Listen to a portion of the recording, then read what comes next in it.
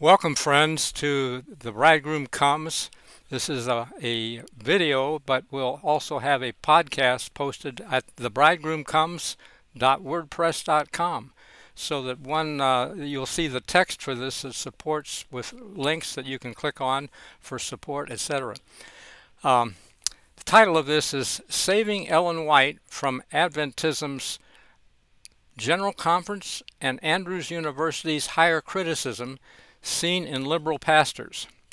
And please pray that we might understand this aright. I personally was greatly blessed in medical school to run into a intern that I liked and admired a lot, and he told me a personal experience that he was actually losing his Christian experience while at Loma Linda until he decided to spend an hour a day in Bible study, prayer, spiritual pursuits.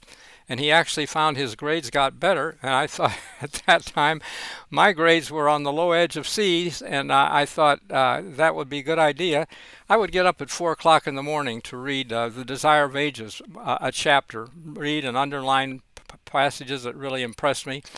And by the time I got finished, my grades were, I was getting B's instead of C's, and it burned in my chest to feel the conviction that has followed me through life in terms of what to live for and what is right. So I commend it to you as a classic book. Actually, in our Library of Congress in Washington, D.C., it was for many years the most recommended book to the average person on the life of Christ.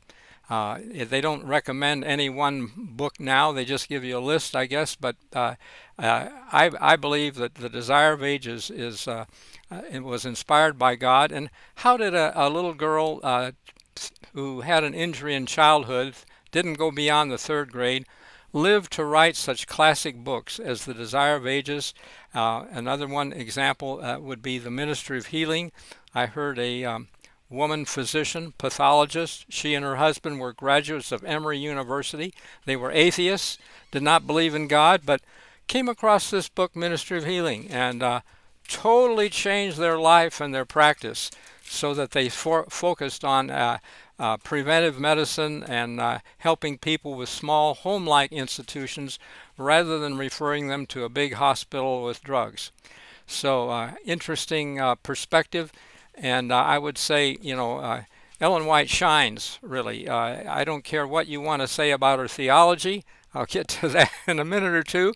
But on health, I taught health at Loma Linda University. I was board certified in internal medicine. I had a year of cardiology.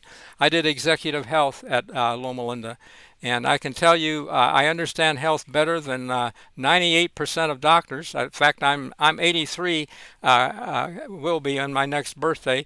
In Asia, they count it a year when you're already born. But I just say I'm indebted to Ellen White for a better diet that has helped me to a good life, not just physically, but I'm seeing the moral law as a road to happiness. We can't save earn our salvation by keeping the laws of the Bible, because it doesn't come that way.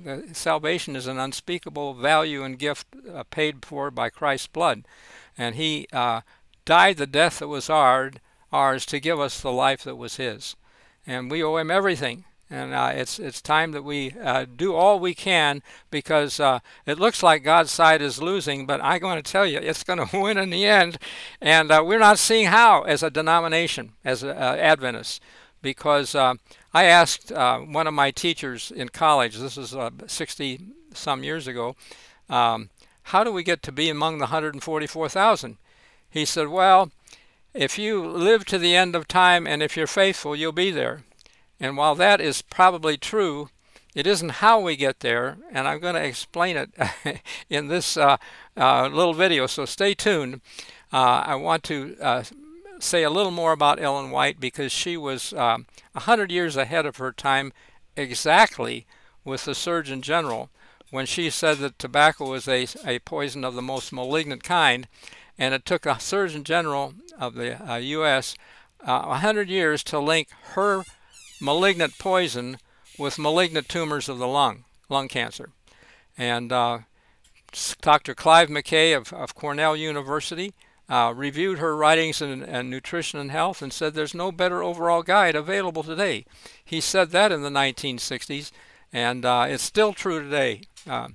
How did a little girl with only 3 grades education do that? Okay, and write books like Desire of Ages, Ministry of Healing. Education, by the way, was eulogized by Professor Stratemeyer of Columbia University's Teachers College. When she came across the book and considered it, she said Ellen White was more than 60 years ahead of her time. Well, that was also said in the 60s. It's still true today. We don't know what we're doing in education. All this sexual education business is baloney with transgender and homosexuality and, liberalism. America is going down, and it's going to be judged for its abominations that are seen in abortion and promiscuity with sex and every kind of rainbow color of aberrations. I won't go into all that. We don't need to. But anyway, I'm indebted to Ellen White, and when I get to heaven, after Christ, who we owe everything to, and family members and teachers, Ellen White is second on my list to see and thank for what she has done to help try to make it clear in spite of opposition, because as Stephen was being stoned, he said, "Which of the prophets did your fathers not persecute?" Well, the answer was they were all persecuted. I mean, they all persecuted her, persecuted the prophets.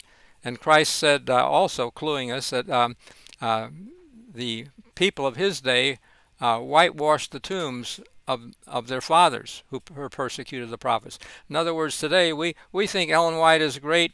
We think so, even though we don't follow her, because we speak so the leaders speak so respectfully of her, even though they didn't follow her. Okay, and when there was a message in 1888 on righteousness by faith, she took her stand with the messengers at that time, went to camp meetings until the leaders wanted to break it up, and they asked her to go to I'm going to check and see if I got any sound coming to this. I don't know whether I do or not. I guess I don't know. Anyway, well, yeah, maybe so. Thank you. And so what did Ellen White do? Leaders asked her to go to Australia to get rid of her. And she thought about Joseph's example, probably sold out to Egypt in slavery, and she accepted their request, but started a college, Avondale College in Australia, and wrote some of her best books there, and returned in 1901 to appeal for a reorganization of the General Conference. They voted what she said, and she praised them, but 2 years later, they hadn't done anything on it, and they voted back a more hierarchical system like the Catholic Church has. The Catholic Church has 5 levels: priests, bishops, archbishops, cardinals, and pope. And we have pastors and presidents of conferences, of unions, of divisions, and general conference pope, okay, who travels the world like the pope does, telling people what to do.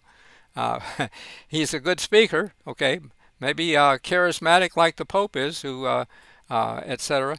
But bottom line, Ellen White's response to that was, how has the faithful city become a harlot?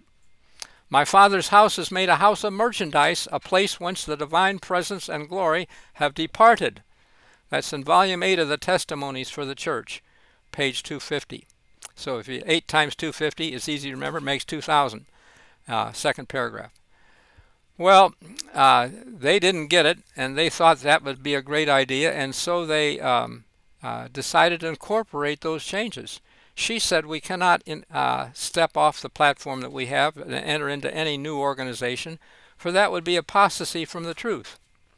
Mark Finley quoted that quote. It's now found in Second Selected Messages 390, that we cannot enter into any new organization, but he's applying it to what's happened now, as if we have never done it. The church did it and is in apostasy, okay? And she said in Special Testimonies Series B, number 7, the great apostasy which is developing and increasing will continue till the Lord descends from heaven with a shout. Okay, so the church is going to be in apostasy till Christ comes. I think that that's with a shout.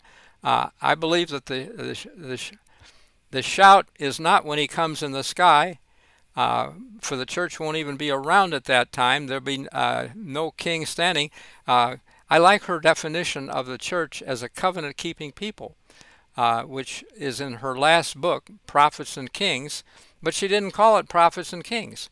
Church leaders changed her title, and we missed the emphasis or focus, which we find in page 713 and 714, when she says that which God purposed to do for the world through Israel, the chosen nation, he will finally accomplish through his church on earth today, even his covenant-keeping people.